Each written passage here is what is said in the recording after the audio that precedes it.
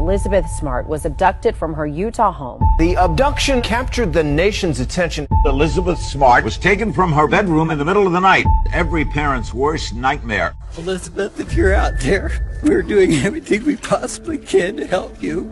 If you haven't found them within 24 hours, they're more than likely dead.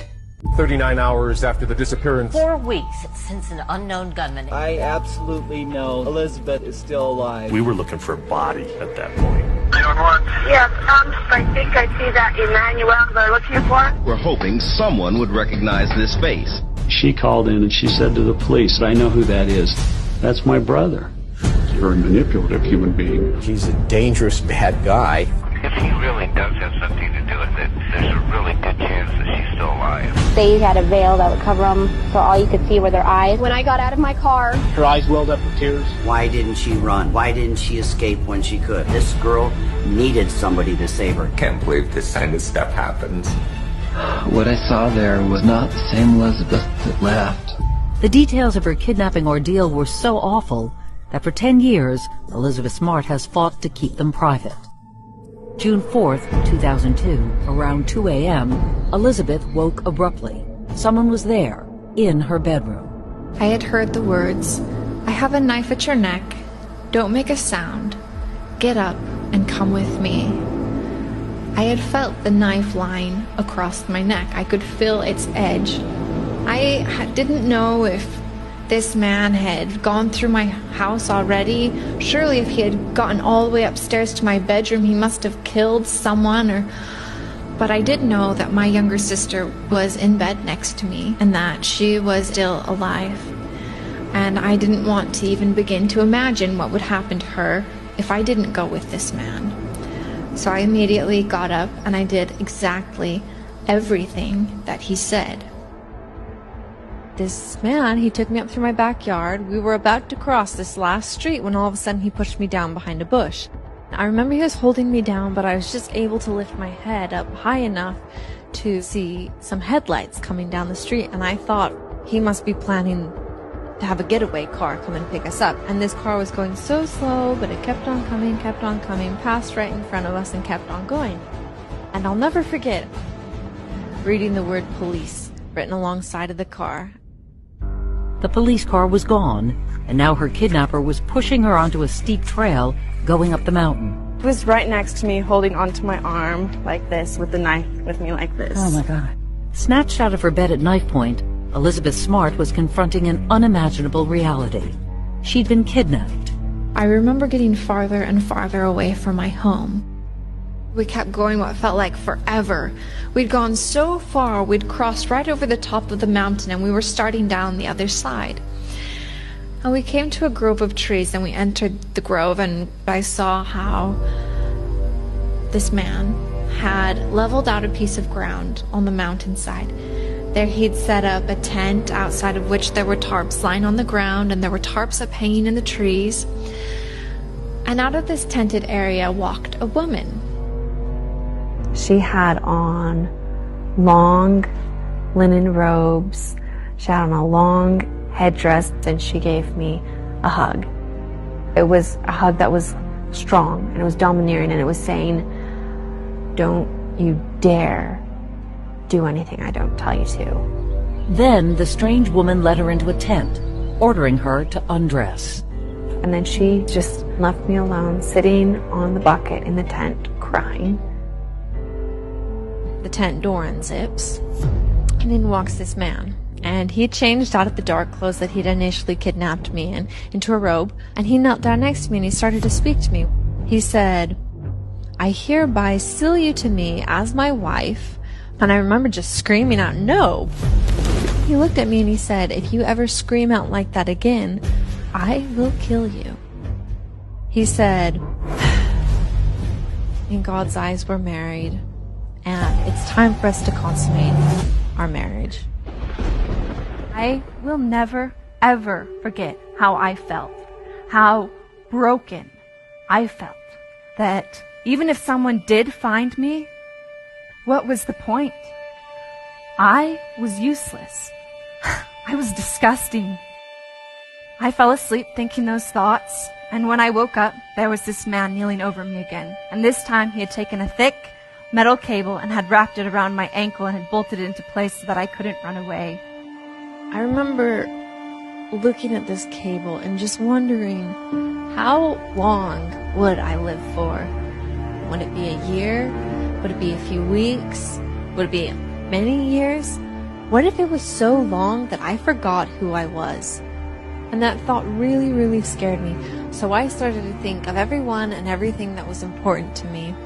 And at the very top of that list, my mom. She was the one person who, more than anything, I didn't want to forget. I didn't want to forget anything about her. The way she looked, the way she sounded, the way she smelled, the way that I felt when she'd hold me. Just so safe. And as I sat there trying to just absolutely engrave each of these memories on my brain, I had one very specific memory come to mind.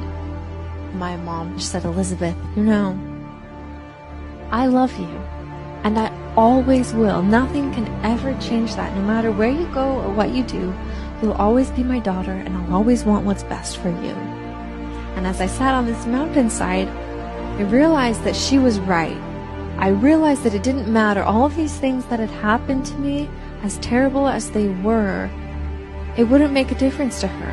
We would still be a family, and even if I died and never saw them again, they would still be my family and they would still love me. And when I realized that, I knew that I had something worth surviving for. I made the decision that I wasn't going to let these two captors win. I wasn't going to let them take my life from me. I would do everything I possibly could to survive. And I'll never forget the day, 9 months later, we were walking up State Street in Salt Lake City. Yes, could you tell me, is this like how, if I think I see that Emmanuel they're looking for?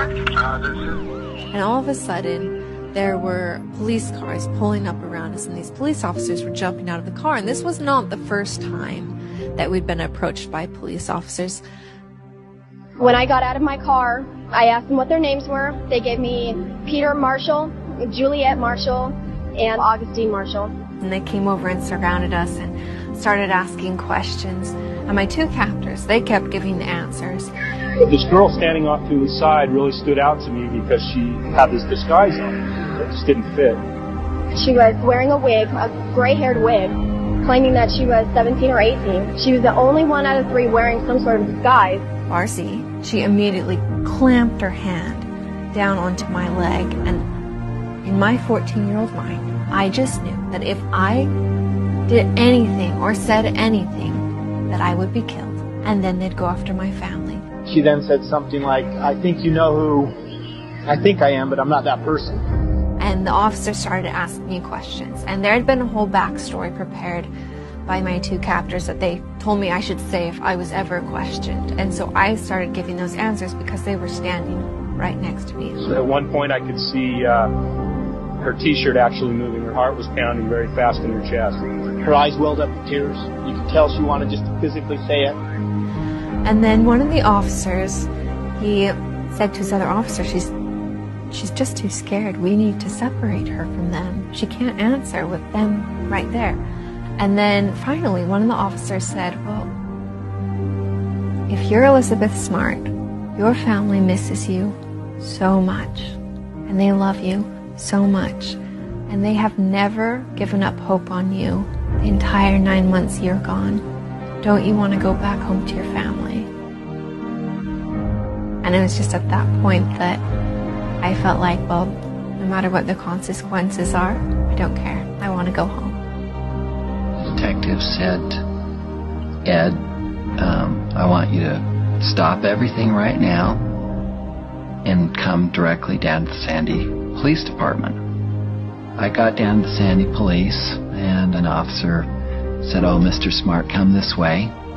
And I went down this hallway and turned to the right, and I stood there. And I looked at this girl, and I said, "Elizabeth, is it you?" She said, "Yes, Dad." And I stood there crying and crying and crying. We're here to announce officially that we have found Elizabeth Smart. As he sat there holding me, it was the happiest moment of my life. And I just knew that whatever lay in front of me, whatever might happen, it was going to be okay, because no matter what, my dad was going to be there. I knew it was going to be okay. She's sharing her story to help other victims of abuse, hoping that even with all its terrible details, it will help them move on, just like she has. I want to reach out to those survivors and those victims. I want them to know that these things do happen, but that it doesn't mean that you have to be defined by it for the rest of your life. You can move forward and you can be happy. I think it's first important to note that everyone is different. For me, I had what I would consider a lot of different kinds of therapy. I'm grateful that I can make a difference. I'm grateful that I can speak out. I know that when we are faced with trials, we have a choice. We can give in and surrender, or we can fight and we can move forward. It's not what happens to us that defines who we are, it's what we decide to do. It's our choices that define who we are. Don't give up. Don't surrender. Move forward, because you never know what you'll be able to do with it. You'll never know the lives you'll be able to touch.